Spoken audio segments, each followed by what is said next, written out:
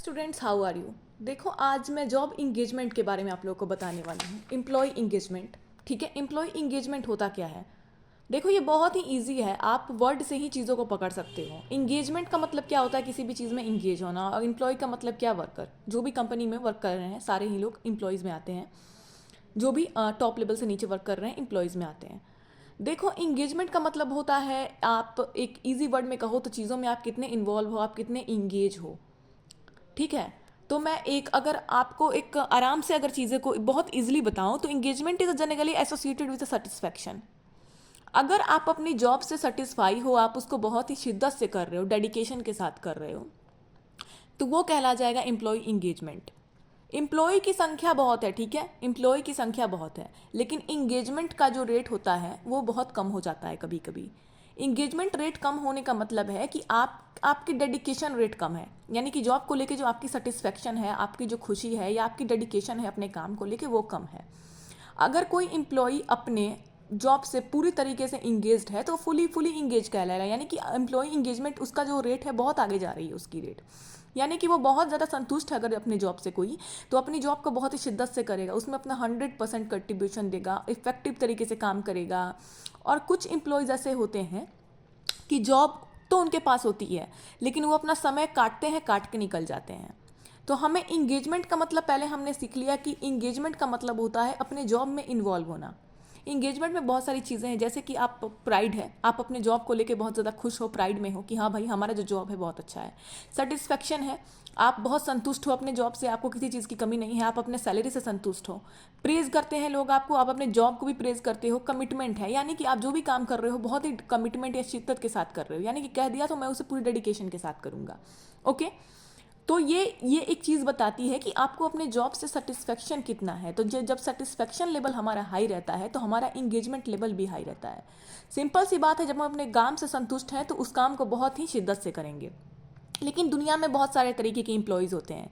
जैसे कि एक ऑर्गेनाइजेशन में आई थिंक 20% ऑफ एम्प्लॉयज़ बहुत सेटिस्फेक्शन से काम कर रहे हैं, तो 20% ऑफ एम्प्लॉयज़ बहुत ही अजीब तरीके से काम कर रहे हैं।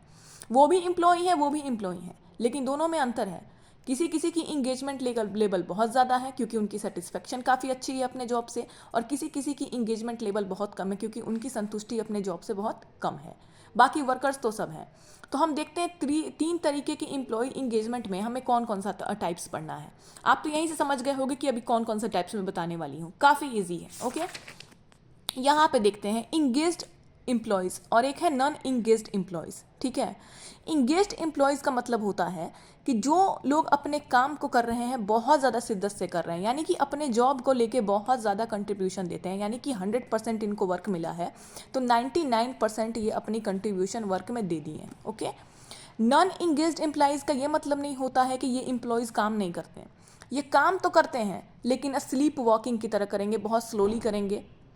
क्लॉकिंग टाइम, यानी कि ये बस एक टाइम टू टाइम काम करेंगे, बस टाइम देखें, काम करने गए, फिर इंतज़ार करेंगे कि कब भाई छुट्टी होगी, कब यहाँ से निकल जाएं, आलसी की तरह ऑर्गेनाइजेशन में पड़े रहेंगे या फिर अपने काम को घिसे पिटे तरीके से करेंगे।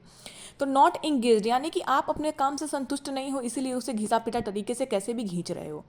लेकिन यहाँ पे इंगेज्ड एम्प्लॉयज़ जो होते हैं वो अपने वर्किंग फील्ड में इतने सेटिस्फाइड होते हैं ना कि ये बहुत ही तरीके से अपने काम को कंप्लीट करना जानते हैं और बहुत ही हैप्पी रहते हैं। यहाँ पे दिखा है हमने, प्राइड, कमिटमेंट, सेटिस्फेक्शन, प्रेज, सारी ही चीज़ें इंगेजमेंट में इन्वॉल्व होती है।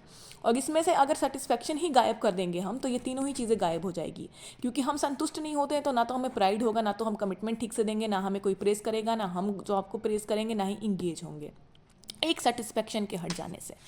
तो मेन चीज़ होती है इंगेजमेंट के लिए सेटिस्फेक्शन का होना। हम संतुष्ट हैं तो अपने आप अपने काम में इंगेज रहेंगे।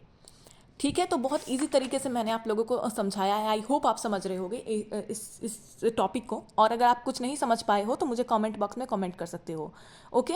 ह्यूमन रिसोर्स मैनेजमेंट का ये एक टॉपिक है। मैं मैनेजमेंट से रिलेटेड बहुत सारे टॉपिक्स बताती रहती हूँ। मैं इस बार तो काफ़ी दिन के बाद आई हूँ, लेकिन फिर से मैंने स्टार्ट कर दिया है बताना। कोई टॉपिक पर अगर आपको वीडियो चाहिए होगी तो आप उसके लिए भी कमेंट बॉक्स में कमेंट कर सकते हो। ओके।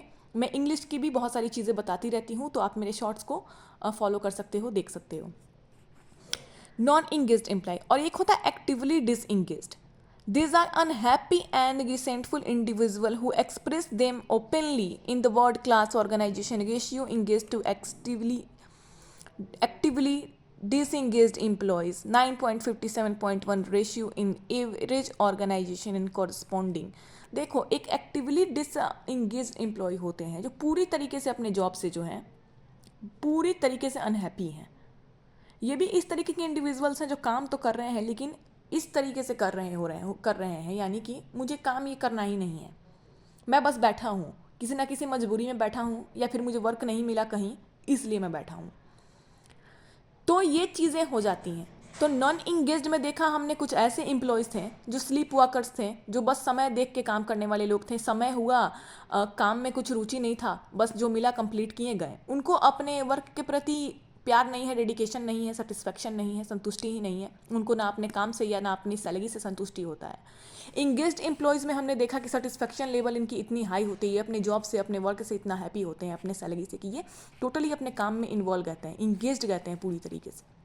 एंड एक्टिवली इंगेज होते हैं जो ओपनली अनहैप्पी दिखाते हैं अपने आप को। ये जानते हैं कि हमारा जो काम है बिल्कुल हमारे लायक नहीं है। ये इस तरीके से बिहेव करते हैं जैसे कि इनके ऊपर मातम छाई हो, उस तरीके से ये बिहेव करते हैं। तो ये इस तरीके के भी वर्कर्स हैं दुनिया में, ठीक है। लेकिन मैक्सिमम वर्कर्स जो हैं इंगेज्ड ही हैं, क्योंकि इंगेज्ड नहीं होते तो दुनिया डेवलप नहीं करती इतनी। नॉन इंगेज्ड वर्कर की वजह से ऑर्गेनाइजेशन के लोग बहुत परेशान रहते हैं।